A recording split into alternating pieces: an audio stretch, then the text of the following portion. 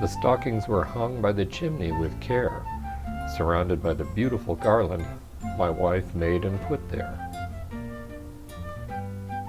Ho ho ho, and welcome to the channel. Today we're going to make a garland to accompany the wreath that we made in our last video.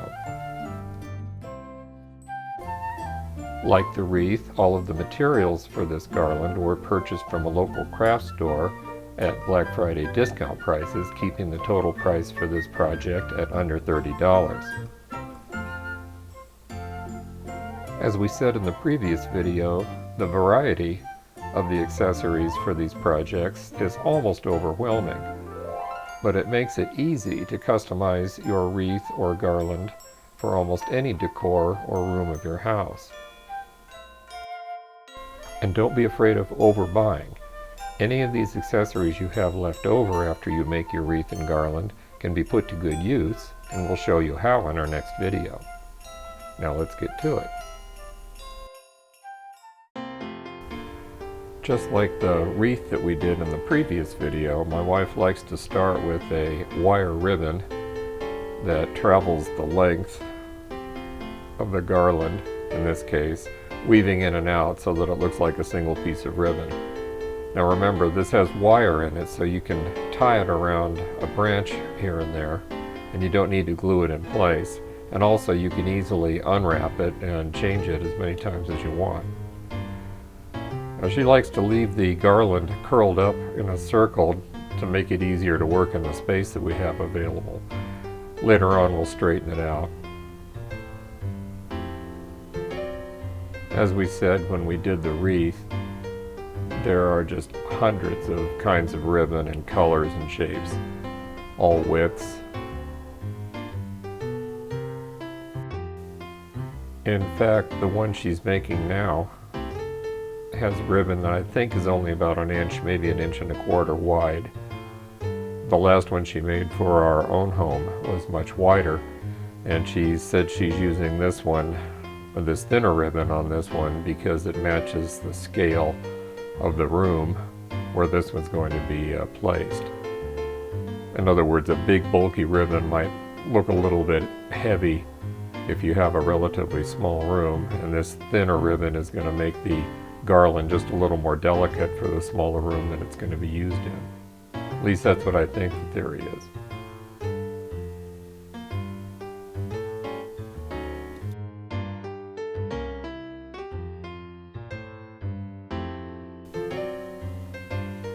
Now when you start putting on the little ornaments and the accessories, these little bouquets and things, it helps to put a centerpiece, something to tell you where the middle of the garland is. In this case she's using a big artificial chrysanthemum bloom. I think that's what it is. And that'll help define the middle of the garland so that you can build it symmetrically down from that point. It also helps when you're placing it on your hearth to know where the center is.